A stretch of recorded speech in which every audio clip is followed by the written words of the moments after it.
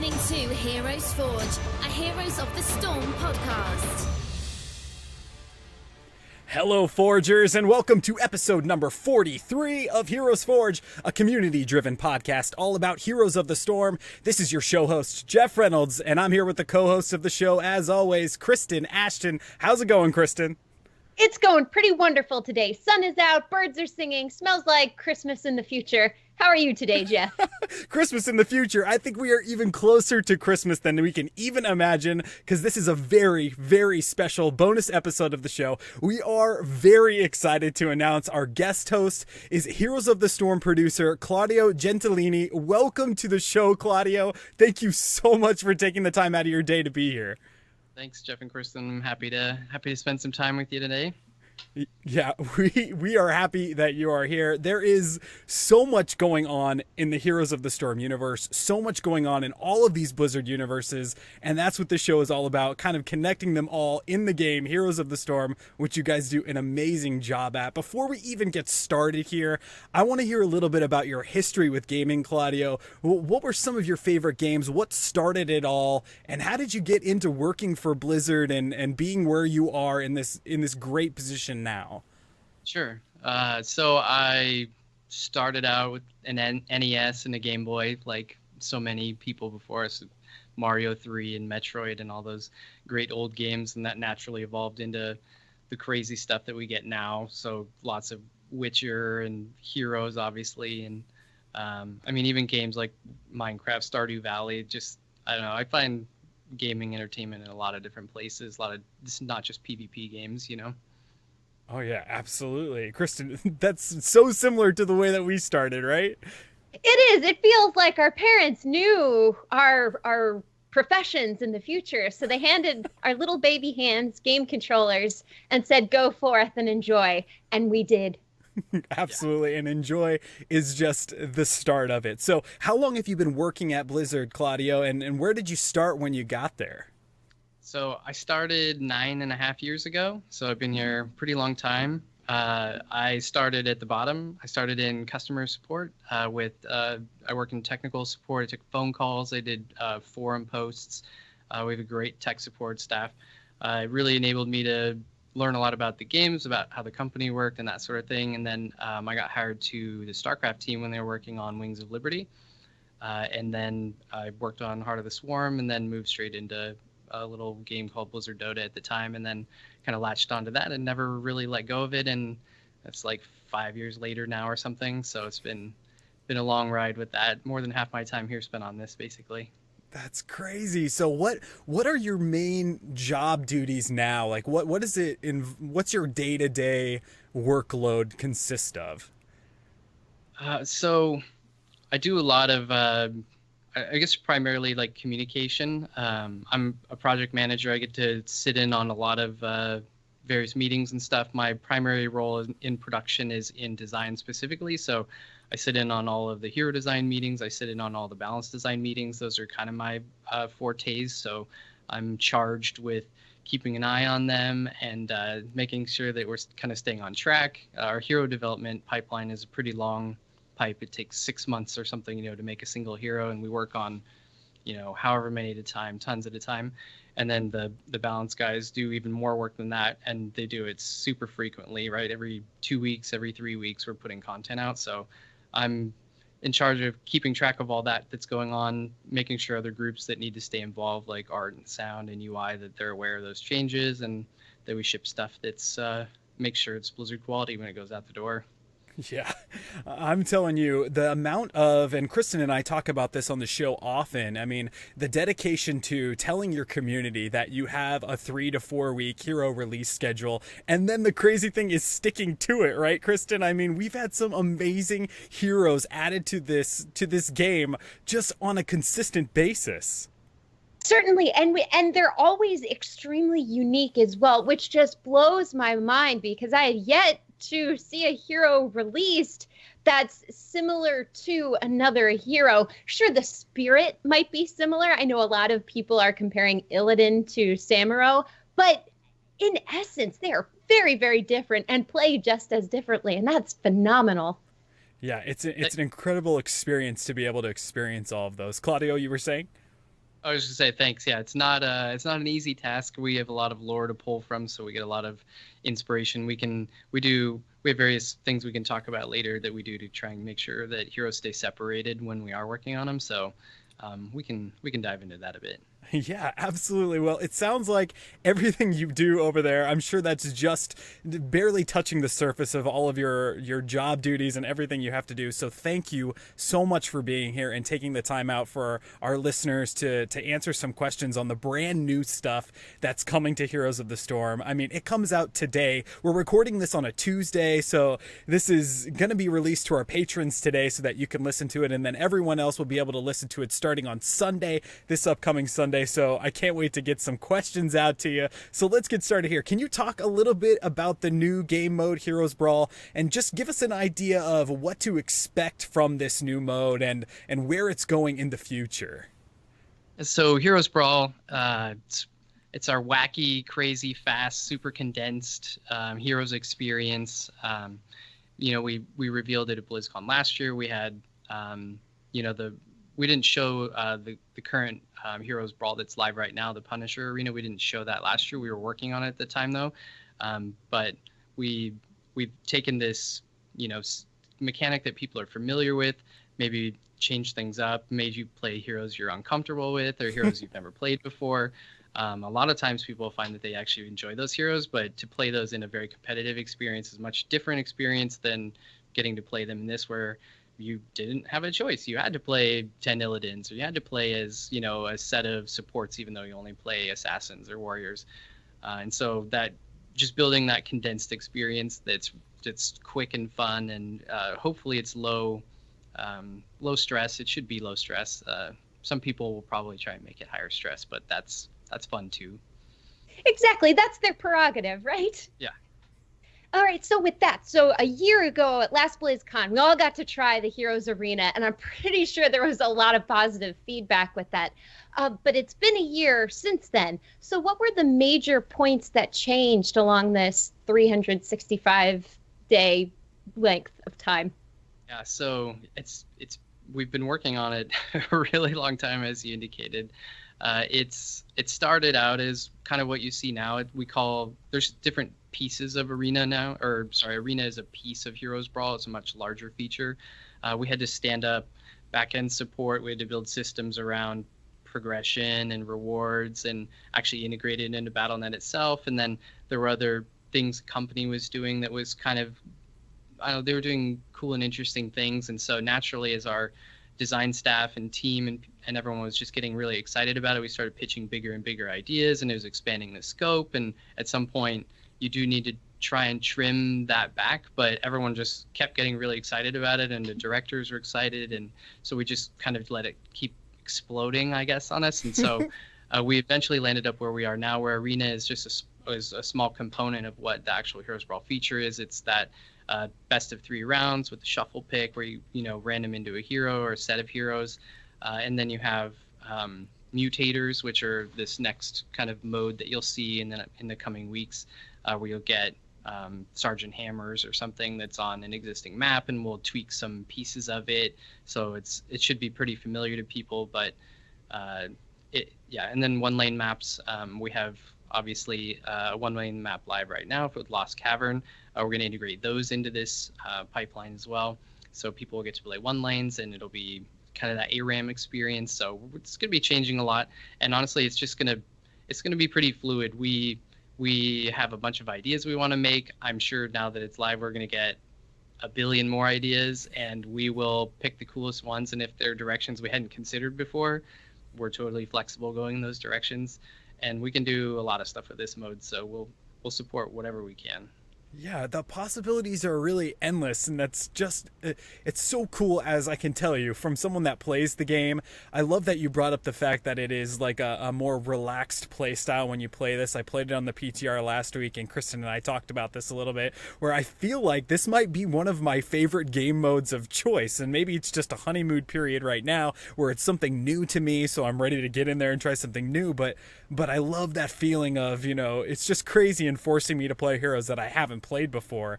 With all that you just said, was part of the creation of this Heroes Brawl something that spawned from the successful implementation of, let's say, like Brawl type modes in Overwatch or Hearthstone, because those seem to be doing really well in those other Blizzard games? Is that something that got you guys thinking, you know what, maybe we could put something like this in Heroes?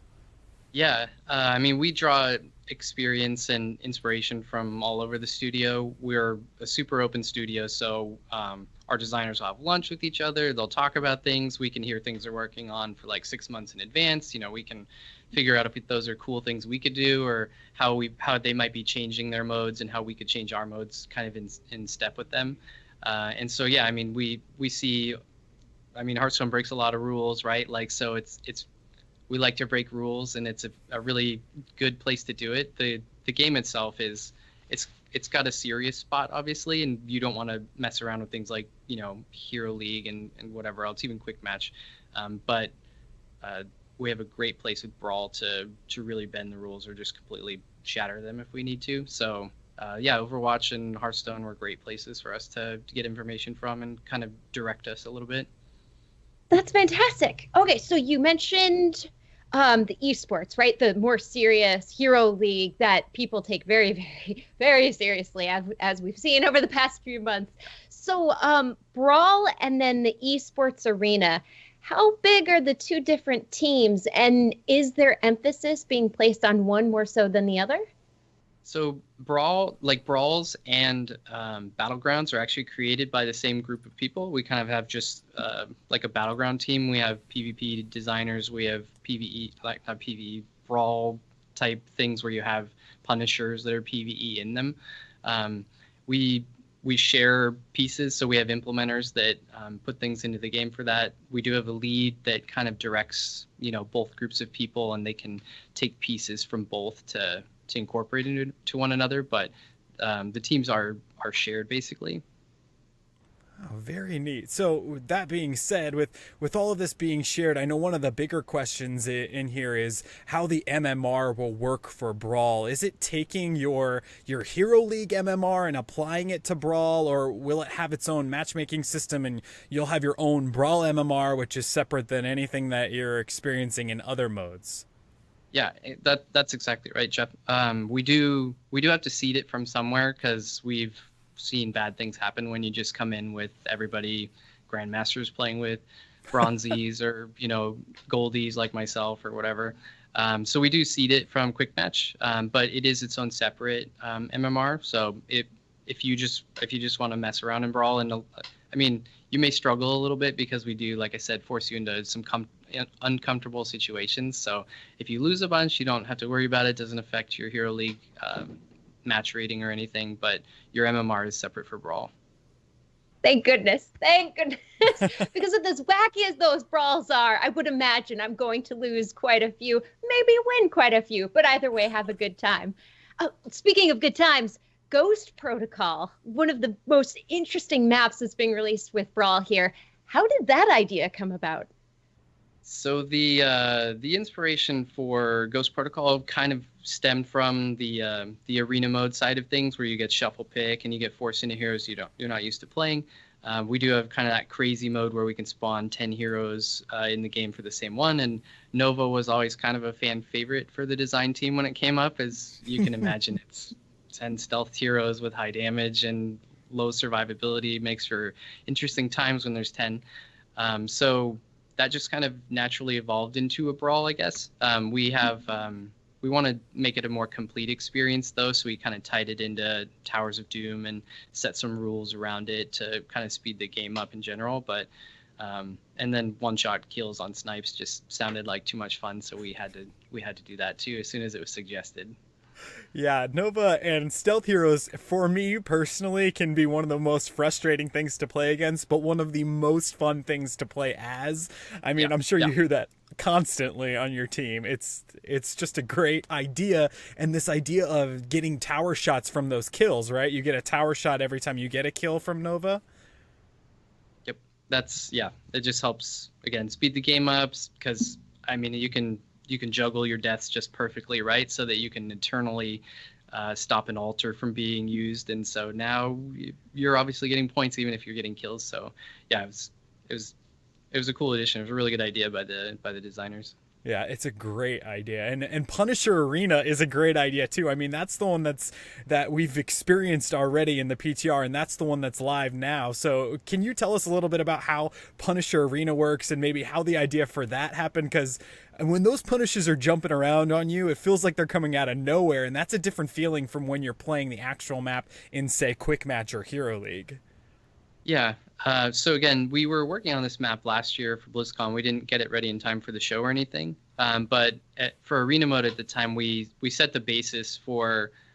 We wanted to make it very comfortable, recognizing what you were playing, I guess. So we took Punisher, we took Sky Temple, we took things that people were familiar with. So if you saw that, that nice sandy tile set, it would hopefully immediately kind of put you in that space, and you might start looking for temples and doing that sort of thing. Punisher, same way. You get kind of that hellscape that's just kind of across the terrain there.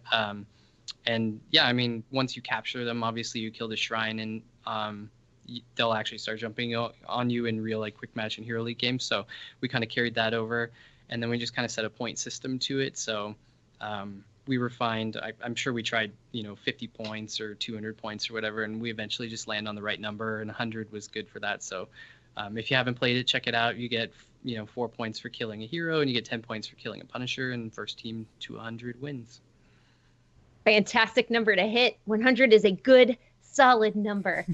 And with Brawl, are there any plans to turn it into, I guess, more of a competitive scene, so more of a permanent sphere where people can go in and fight for achievements or fight for more rewards than just a weekly? So we only have a weekly reward planned right now. We have 1,000 gold if you participate in 3 brawls and you get a cool portrait.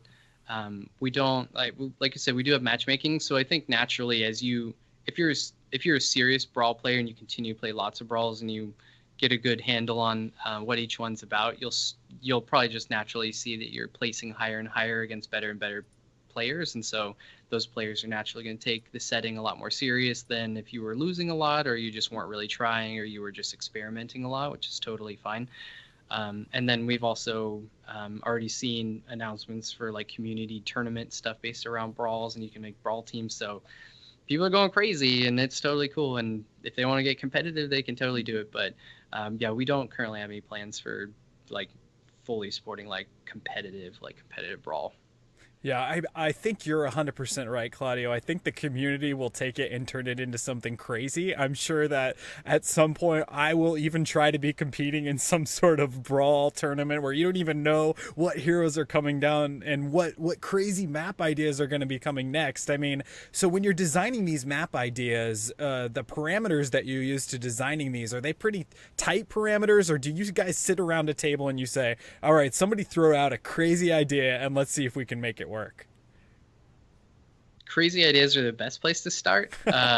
We can't always accommodate them, obviously. There are certain limitations, our engine's amazing, but you can't spawn 100 heroes at the exact same moment without causing serious memory problems and other things. So there are tricky ways we can circumvent those problems, but for the most part, it's really whatever we want to do, and it's how crazy do we want to make it. There is such a thing as too crazy, I guess, if you want to admit that. I can admit that, but there are some technical limitations, but for the most part, we're totally willing to try anything, and we do try some really crazy stuff internally, and sometimes it's not as good as you might think it is, and then you'll scrap it and then you'll try something else. But they can be pretty inexpensive to make. You can throw together a different type of brawl with a Nova one-shot kill thing one night, and you could test it the next morning. So we can have a pretty quick turnaround on it. Things like Punisher Arena, obviously they take separate rounds, different layouts and stuff. They can take a lot more time to do, but if it's just a cheap, quick idea, we can totally test it out really fast. Gotcha. So with this refining process, have you found that there have been some specific hard and fast rules that you follow to kind of keep it somewhat balanced, or do you stop yourselves from doing that just so everything is always on the table? We do I think we like to keep everything on the table at first. We do institute some sort of, balance to it. So in like the arena mode where you get shuffle pick, if one team gets a support, we make sure the other team gets a support.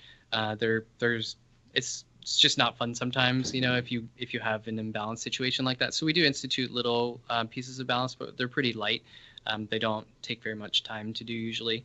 And the battleground designers are really good at identifying those ahead of time. I don't know if we have the same restriction in place for warriors, but if you have a team with 2 supports, it's like good luck killing anyone. It can just drag things out. It could just be kind of unfun. So we do put a little light touch on balance. Yeah, that sounds like some of my Bronze League games. Two supports, maybe 3 tanks. It's crazy sometimes, I'm telling you. So you talked about the battleground designers. So all of the brawls that have been announced, which are just a few, are currently using map themes of maps that we already know, like Sky Temple, or like we got to play some more that we are familiar with. Can we expect that brawls in the future will include new themes that we haven't seen before, or maybe even map themes that are only available in Brawl? Absolutely. We're working on stuff already, and you'll get to see it pretty soon if you pay attention to some of the bigger shows that we put on.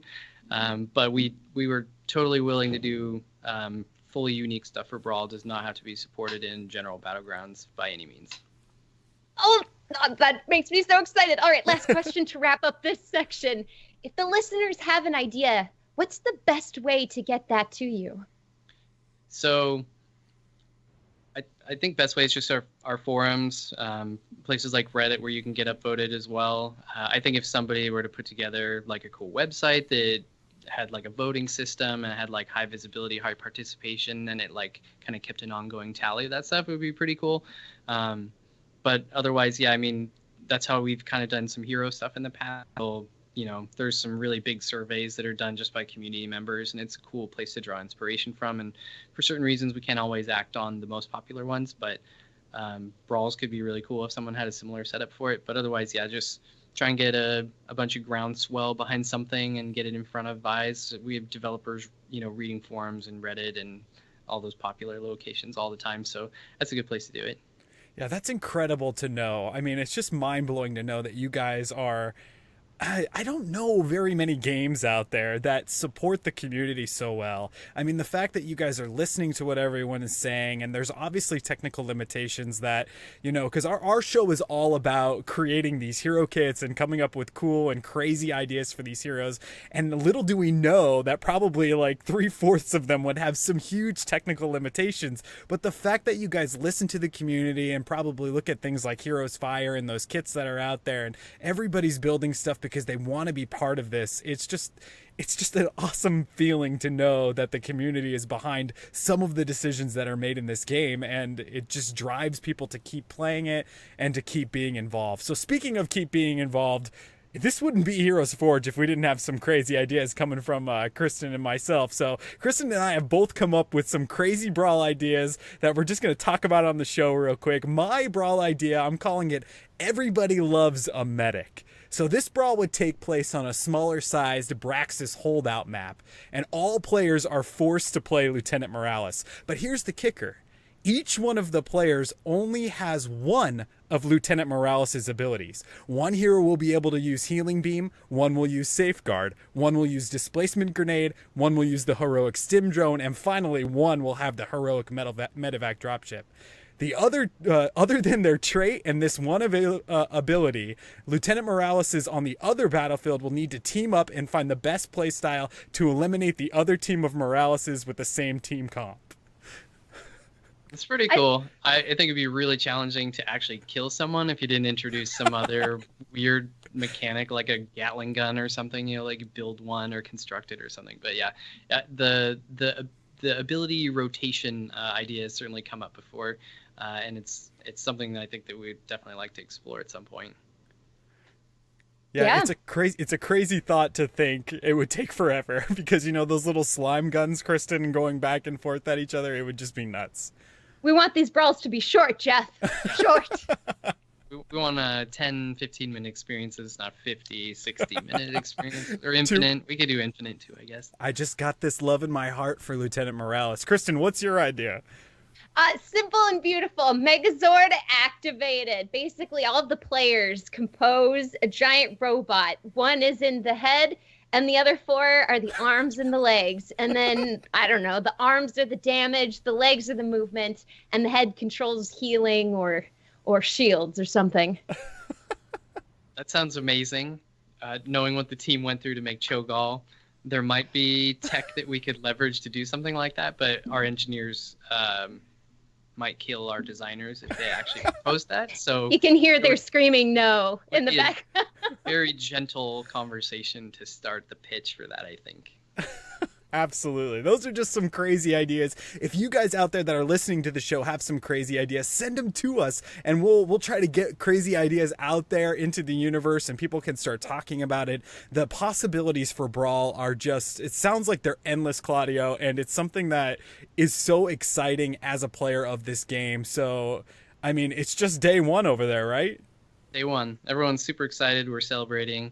Drinking a little champagne, having a little pizza. It's a big feature that a lot of people have put insane amount of work into. So to get it out there, even just to see it on PTR, but now to have it fully live, it's crazy, and we're having a really good time with it. We're not really getting a lot of work done today, but that's okay to have happen sometimes.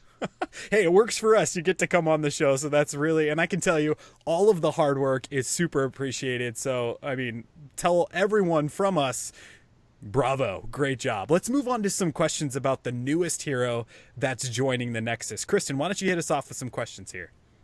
Can do. So, when attending panels at BlizzCon last year related to hero development, there's always something described called the hero's fantasy inside of Heroes of the Storm. So, what is the hero's fantasy?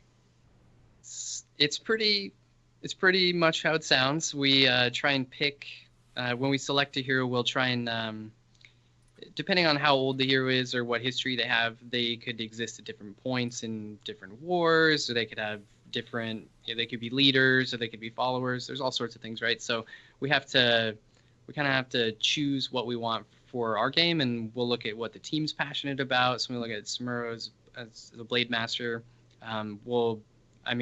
His kit kind of wrote itself in a lot of ways, just because there was so much inspiration to draw from Warcraft 3. But we'll look, Kael'thas is an example, right? We have a Fire Mage. Obviously, we won't just turn him into some Ice Mage or something. That would be a Jaina spot. So it's, I don't know, a lot of our heroes have such strong lore and IP that it's pretty easy to pick the spot where they're going to start. And from there, you just kind of build off any pre-existing abilities that they would have in other games, or World of Warcraft, if we're drawing inspiration from that, for example, or Diablo. And we find out pretty fast if we've violated that lore. It's actually a really quick gut check as soon as we start pushing things to the team. If they'd be like, why are you making Kael'thas an Ice Mage? This doesn't make any sense to us. But even smaller examples than that, when we start to just kind of step out of the bounds a little bit, the team's really good at really checking us on that. So I think you get pretty fleshed out heroes as a result of that when we do put them out. Yeah, absolutely. So starting all the way from the beginning of the process, I imagine that it starts with a bunch of super talented people, all of these Blizzard universes. I mean, you all work there for a reason, sitting in a room and just theory crafting their favorite characters to see if they might be viable for this game. So is that how it works? Can you speak to that? Do you guys sit around a table and just say, all right, let's talk about Kael'thas. Let's bring him into the Nexus. Would that work? And then somebody say, ooh, this is a great idea. Maybe we could do this and that. Is that kind of where the whole seed is planted? It's a little less sexy than that, I think. We put a lot of things down on paper. You probably heard 100 times over on various spots or various interviews. We have a list of 200 or 300 names or something that just it grows longer every month. And we just kind of look at it's a little difficult because we have to act so many months in advance, right? So we're working, 6 or 9 or 12 months or however long out in advance, depending on how many heroes we're working on. And so we're trying to predict what the game will want or what it will need at that time. And then we'll say we're making support heroes or we're making assassins, right? And so someone says, oh, well, I want to do Blade Master, and we get a big rallying in the team or the designers or the artists or whoever, and they want to make something like that. And so we take a look, at how many stealth heroes we have, and does it make sense to introduce one right now? And we kind of eliminate things, I guess, based on the need of what we want. Role is kind of the most important focus, so that obviously we won't just make like 7 warriors in a row or something. I don't think it'd be great for the game if we did that. So we try and spread it out a little bit. We've learned a lot over the last couple of years. We've not been fantastic at it of late, but we are going to be much better and much more thorough with our decisions, I think, and you'll see just a little more well-rounded launches from us, I think. Yeah, that's incredible. Okay, so that begs the question then, was there one thing that greenlit Samuro, or was he just kind of on the docket and always ready to tip the scales? Yeah, he's been trying to walk into the game for several years. We had him in Blizzard Dota when we first started things. He was one of our first characters that we put in. As we started expanding the scope of the game and we introducing the talent system, and we kind of had Nova and we had Zeratul, with the limited hero pool, it didn't necessarily make sense to introduce a third stealth hero. And as you guys indicated, it could be kind of frustrating to play against stealth heroes, but people love playing as them. And he's like probably the number 1, 2, or 3 recommended hero or requested heroes since I can remember. And it was just never really the right time to bring him into the game. We tried a couple times and we kind of had to revisit his kit a little bit, and then our talent system kind of started changing again, and it just I guess 6 months ago was kind of the right time to start tackling that again. So we tried several times and we ended up finally getting him into the game. Well, it works, man. I'm telling you, it's so fun to play him. I played constantly. I played him in the PTR over and over, and I can't wait to get into the live game because, I'm doing all right, Kristen, playing Samuro here. I don't usually play assassins. My Brawl idea for Lieutenant Morales is spawned from my true love of playing Lieutenant Morales and support, so it's exciting to get into that. And something that's a part of our show is getting into the lore of these characters. So when you start researching these older heroes like Samuro or these characters from Warcraft or even the original Diablos, and you start looking into these characters that you may bring into the Nexus, is the entire team required to play these heroes in their native game to kind of get their feel before they start working on it in Heroes? Are there the lore lessons that go into finding that background, or is it like you said, where when you get it into the testing phase, someone that is a diehard Diablo fan is like, no, that character really needs to do this and that, and then that's when you research it? Yeah, so we definitely do a ton of research into stuff. We don't require the whole team to play it. We basically develop like a feature team that has like a concept artist and a modeler, an effects artist, an animator, hero designer, and so that there's that team of 15 or 25 people or whatever per hero that are just assigned to that because they're super passionate about whatever hero we've chosen to create. And the hero designer is kind of where stepping back just a little bit before that, we have a big meeting where everyone gets to come together and just shotgun out ideas. And so you can have, people might think, I'm trying to think of an example. Let's go back to my horrible example of Kale Thoughts. Like if someone really wants to pitch him as a freeze mage, they can do it there. Other people will talk them off that ledge, but it's still a piece of information that ends up on an internal page somewhere that can be used as a reference. And so the hero designer will ultimately just look at all of this lore and ideas and stuff around this character that's been pitched, and they'll start to craft how some potential abilities. They might pitch 3 or 4 or 5 heroics at the beginning of it, and just through a process of playtesting and elimination, we will just kind of settle on the most well-received stuff. Some stuff is some of it's really popular, and it's like, okay, well, clearly we're doing this. Or you have something like Samuro where he's got Blade Storm, and it's super identifiable from Warcraft 3, but then what's his other one, and you really have to do some exploration to land on what that is. So heroics are pretty fun to try and figure that stuff out with. Gotcha. Now, when it comes to bringing these characters to life, do you automatically go back to original voice actors for those characters, or do you throw out potential people that you could hire on to now voice these characters who will probably be recording into the future as well? So this is a fun question. So we love to use the original actor when we can. In the case of Samuro, it was really easy because Sam Didier, who's one of our oldest art directors and longest tenured employees, he was the original voice for the Blade Master. So we just asked him to step into a booth and do it. So he did it for us. But we love to use the original actor. And as we've deviated sometimes from using the original, sometimes we just can't use the original sometimes. Like some of these voice actors are so talented that their schedules are way too busy. Like we'll decide on our hero, we'll have kind of a set period of time where we have to say we're going to record over this 3 or 4 week period. Are you available during that time at all? And they say, no, I'm in Australia for 6 months. And we'll be like, okay, cool. Well, we've already put 4 months into developing this hero. We're not going to shelve it, so we got to pick someone else. And it's sad when we have to do that, but sometimes we have to. Sometimes, I mean, really tragic things happen. Sometimes people pass away, or you have really old characters from like StarCraft who were voiced originally by older folks, and we're 25 years later, 20 years later now, and some of them passed away. And so we try and do as much honor to what the original voice actors did, and we try and find people that can kind of reimagine it or rekindle it, but in a very familiar spirit to what those really diehard fans liked from the original actors.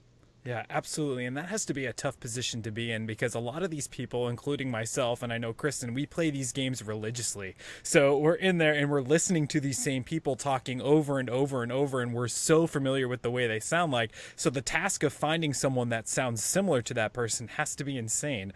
Let's talk a little bit about some of Samuro's basic abilities here. So Critical Strike, I think it's unique in the fact that it's passive, which allows Samuro to do bonus damage every few attacks in a pattern, and it can also be activated to generate the bonus on the next basic attack. Can you describe a little bit of the thought process on how the decision was to make this unique ability both passive and active at the same time?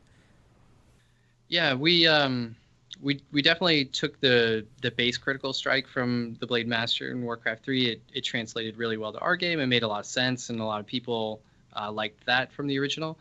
But our Heroes players tend to have a little itch for something just a little bit more, and so we can spice up an ability that's passive, which we don't really do a ton of on the base kits. Like Rainer's, Rainer's got one for his E, and we will, I don't know, it's fun to add little quirks to those things, and so this kind of gives us the ability to do that by being able to activate it to have a little more control with it. Awesome. Now, within the hero, when you're building it, synergy is a big part of what makes up a hero, as you kind of discussed earlier. So from the get-go, is the small design team focused on synergy? Or like you said, are great ideas thrown out, stuck together, and then it's kind of sewn into a beautiful pattern that is the hero that's released eventually? Synergy is definitely important. We like to have a nice, well-rounded kit, and our hero designers will go through a process where they'll identify early on like what they want a hero to be able to do, don't want a hero to be able to do, and maybe what they want the hero to be talented into doing. So there's kind of guidelines for a hero set up right away. So Morales, for example, we would just say she will never do damage. Like that's not really her thing. She might be able to talent into like a little bit of it, but her thing is like it's gonna be more healing or more CC or more control or whatever. And so we'll kind of set the boundaries for what a hero will do. We will completely scrap abilities frequently. We'll be making heroes, and sometimes we'll pitch QWE and a couple heroics, and maybe only the heroic sticks around. Like there are some pretty crazy things. We're pretty good not missing that big, but a lot of times like at least 1 or 2 abilities these days will shift, or that will make a really cool talent for something, or level 20 upgrade or whatever, right? So there's a lot of places we can reposition stuff, but synergy, like you said, it's definitely important, and we try and the hero just feels off if you don't hit it right away. And again, the team is really good at checking our math when we're off on something, and we've totally revisited things after we thought we were doing really good on it and then realized that we weren't. Yeah, that's got to be. I mean, speaking from experience, being at these Heroes esports tournaments and, seeing all of these synergies happen with other players as well is just insanity, right? Like you get this sick mosh pit going on from ETC, and then another heroic lands on top of it, and those synergies are just crazy, and that's amazing to hear that it's a process to come up with that, which is really cool. So one of the bigger concerns throughout the community has to do with the low number of supports at the moment. However, there's also a low number of tanks and specialists, while the number of assassins is getting bigger and bigger and bigger. So is this done on purpose? Is there a ratio?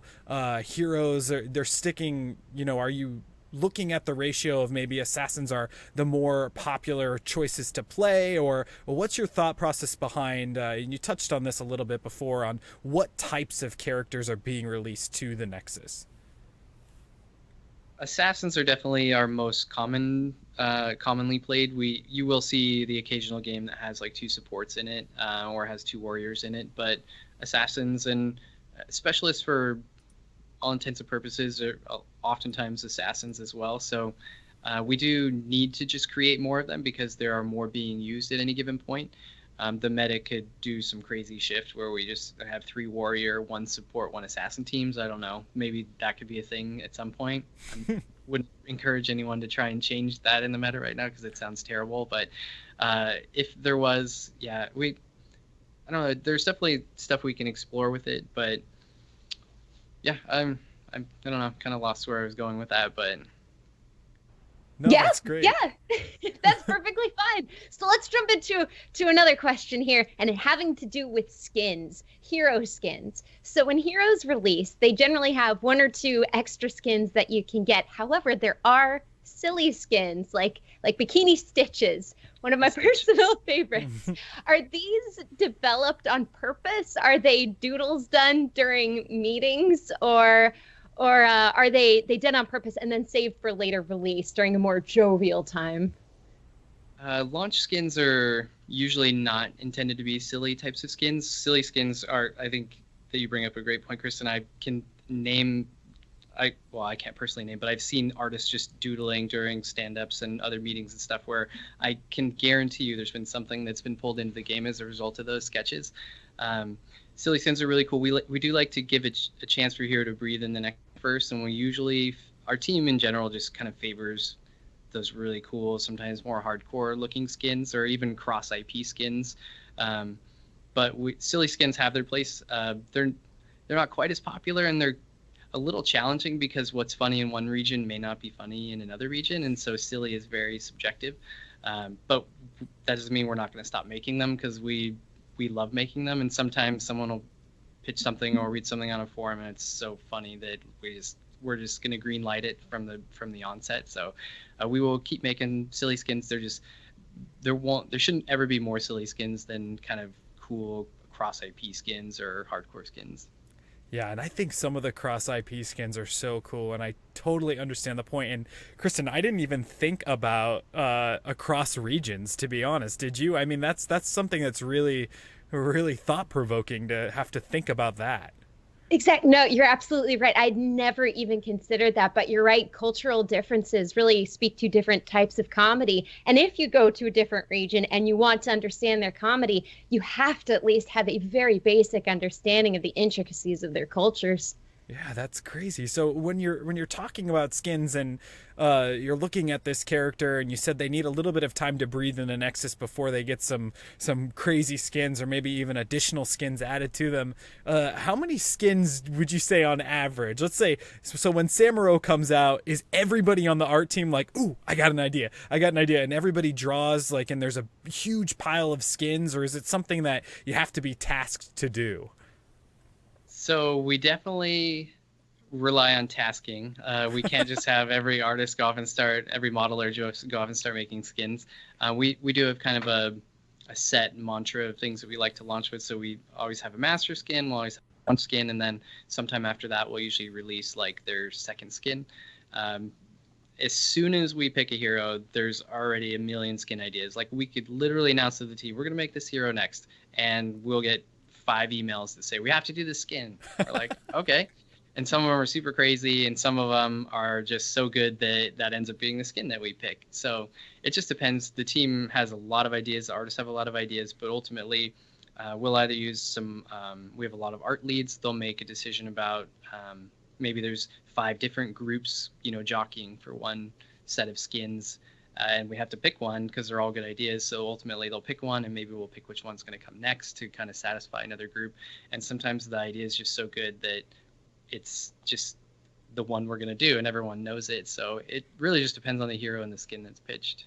Yeah, absolutely. I know Kristen and I are crossing our fingers for some community skin ideas we saw out there, so we'll have to just wait and see what comes to the Nexus for these characters that we know and love. Claudio, thank you so much for your time. I mean, we covered Heroes Brawl, the new mode coming to Heroes of the Storm that came out today, and we covered Samuro, the awesome twin blade assassin in the game right now. This has just been an incredible experience to have you on. Thank you for thinking of the little people. Thank you for being here. A huge thank you to Siobhan and Bethany and the Heroes of the Storm community team for supporting our show and having you on here. It's just been an absolute honor. I'm honored to have been here. Thanks so much for having me. It was a lot of fun. And if we can do it again sometime, that'd be cool too. Yeah, absolutely. That sounds great. And listeners, don't forget that this is a bonus episode of the show, episode 44 of HeroesForge, featuring the guest host Ro from Realm Maintenance. We'll be recording at our normal time, which is 7 p.m. Pacific, Sunday night. You can always catch the live recording on Twitch, which is on twitch.tv/Amove TV. And this week, we're doing something crazy, and we're each forging a battleground. Ro will be forging one, I'll be forging one, and Kristen will be forging one. 3 separate ideas from 3 separate Blizzard universes just to talk and have fun about it. Don't miss that. That'll be Sunday night, 7 p.m. Pacific, twitch.tv/Amove TV. Claudio, are you on Twitter? Is there a way that the community can see what you're up to and what you're chatting about? I'm not on Twitter. I spend most of my time on Reddit, I guess you could say. So you can hit me up on Reddit if you tag me in a comment or something. But I'm always lurking, and I'm lurking our forums too. I just like to see what people are having issues with or what they're having a lot of fun with. And I like to relay that stuff to the team so we can really kind of celebrate the things that people are really enjoying, because a lot of times we'll end up focusing on maybe some of the negative stuff and we want to change it, but some of the great stuff like Brawl and Samuro and some of the stuff we have coming up is going to be really cool. So you guys should have some stuff to talk about really soon after our next release. Oh, so cool. Couldn't be more excited for BlizzCon. We will look for you on the forums. Kristen, where can people find you? People can find me at Dream Destroyer, that is DRMDESTRYR, over at Twitch, Twitter, and YouTube, as well as my health and fitness blog, battletobebetter.weebly.com.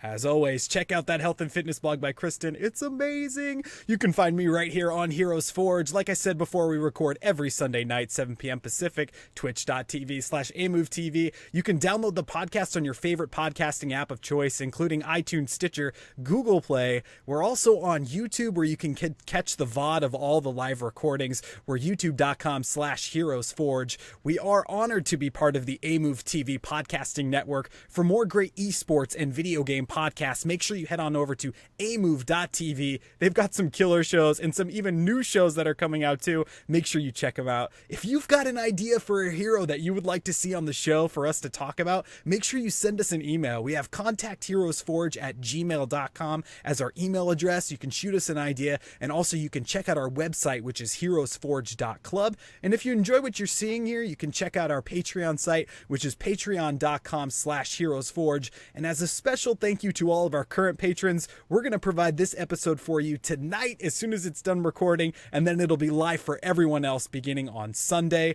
Claudio, thank you so much for joining us. Kristen, thank you again for joining us and being an awesome co-host. We will see you all on Sunday, and we will see you all in the real world.